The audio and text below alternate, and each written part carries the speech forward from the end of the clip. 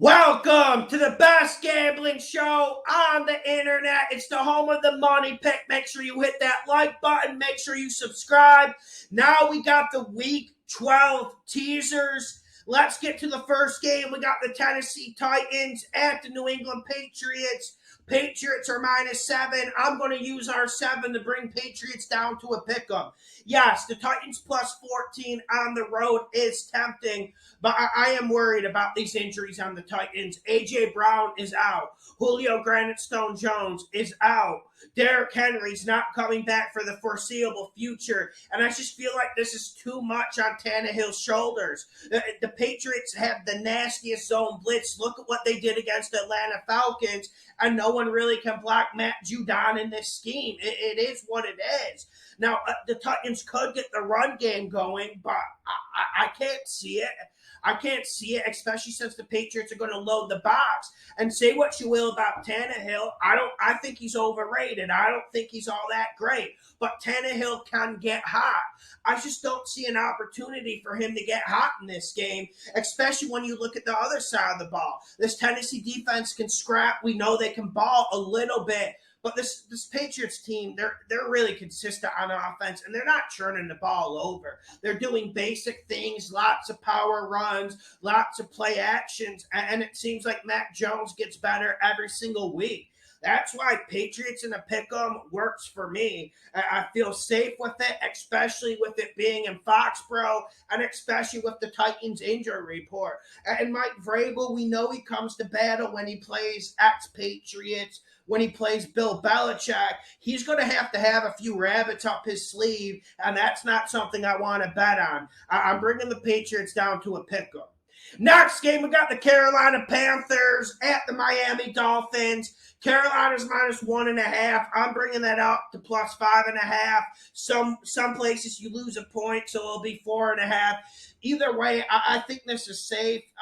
Worst case scenario, Carolina loses by a field goal, but I don't see them losing this game. And listen, we've been winning a lot of money betting Miami, and it's been a nice 2 weeks from them, and it's been fun. But sometimes you have to know when to get off the bandwagon. You have to know when to get off the train before you get into murky waters. And when you look at this matchup for Miami, it is murky waters. The way to attack the Carolina defense is to run the ball. And yes, Miami's been running the ball a little bit better, but do you really want to bet on that performance against the Jets? The Panthers are a little bit better than Jets, you know. And then this Cam Newton spark for Carolina. I just think Carolina gets to 24, 21 points. I don't see Miami breaking 17. Miami, and listen, Tua has been playing better. I will give him a little bit of credit, but one thing he still hasn't caught out is the silly turnovers. Look at that turnover in the first half against the Jets. Miami was about to kill that game off in the first half, and Tua sails one 20 yards over the receiver's head. Easy interception, easy money for the Jets. I mean, you can't do that in this league. In a close game, Miami's starting to get better. Carolina's starting to get better. In a close game, you just can't commit stupid turnovers. And a big part of this Miami offense renaissance is read option, Tua keeping it a little bit more. It's helped, but also Carolina, they got a guy who can run on the other side, and I just feel like Carolina has more explosion. It really, what explosion do the Miami Dolphins have? Do they create enough turnovers? Do they create enough big plays? I don't think so. Carolina plus 5.5. Next game, we got the Minnesota Vikings, my Minnesota Vikings, at the San Francisco 49ers. Minis at plus 3.5. I'm bringing them up to plus 10.5. And right now, you're just betting on Minnesota not to get blown out. I think this is a close game. I think this is a playoff-type atmosphere. We're in late November. Both of these teams are getting better. Both of these teams are peaking. I don't see how the point margin in this game is any bigger than 3. If it is on either side of the ball, one team just didn't show up. Listen, the 49ers have been playing better. The 49ers have been getting a run game going. But when you force Jimmy G to throw, bad things happen. Yes, he's been playing a little bit better. He played better against Jacksonville, but he also had a power run game the whole game. If Minnesota gets up and stops this run, there's going to be a lot of pressure on Jimmy G. And him and Kirk Cousins are rather similar. They're good if there's no pressure, but once someone hits them, once you have 3 straight plays of a good pass rush, you don't even have to get to them. They start feeling shaky.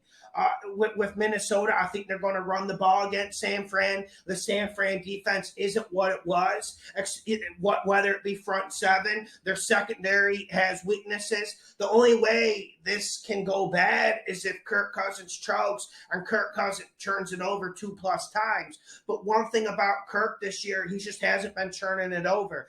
I think Jimmy G will play safe too. This creates a close, nasty, brutal game. And I think the more physical team wins. And I think Minnesota is. I just think Minnesota runs the ball better in this game. That's why I got them, and I got them with the +10.5. Make sure you hit the like button. Make sure you subscribe. It's the best gambling show on Instagram. Instagram, Lawson Bets NFL. Lawson Bets NFL on Instagram. Go there. We got 2 more games on the teaser. Next game, we got the Seattle Seahawks at the Washington No Names. Right now, I'm getting this at a pick'em. So you can go either way. I'm going to go Seattle. I'm going to go Washington +7. And I understand all the rationale. If you have Washington at -1, I would probably go Washington +6.5, 6, depending what point they take off. I think this is a close game. I'm not counting out the Seahawks in this game, though. I am not dancing around saying this is a money pick for the Washington No Names out of respect for Russell America Wilson, out of some of the desperation that's coming out of the Seahawk camp. I mean, listen, an animal is most dangerous when you have him against the wall and you're going for the death blow. That's when you get the best fight. That's when you get the second win. And you're going to see a little bit of that from Seattle. That's why we do teasers, because sometimes in this league, you don't know when that animal's going to come out, and when he's close to death, he's just going to crawl on you, and you just can't see the Seahawks going to 3-8. I think this is another close game. That's why it's on the teaser. That's why we're using the 7 points. I'm going Washington +7, +6, whatever it is in your bookie. We got different lines everywhere. But just that's the fundamentals. I think this is a close game. If you went Seattle +8, Seattle +7, I would not smug my nose at you. I think this is going to be a close game. Monday Night Football. Seahawks need to play good, but also Washington, they're playing for things. I know with Taylor Heinicke at quarterback, playing for things sounds kind of crazy, but that's where we're at with 3 wild card teams. That's where we're at with the mediocrity in this league. I'm going Washington +7, +6.5, whatever you get it at. Next game and last game of the teaser, we got the LA Chargers at the Denver Broncos. Broncos are +2.5.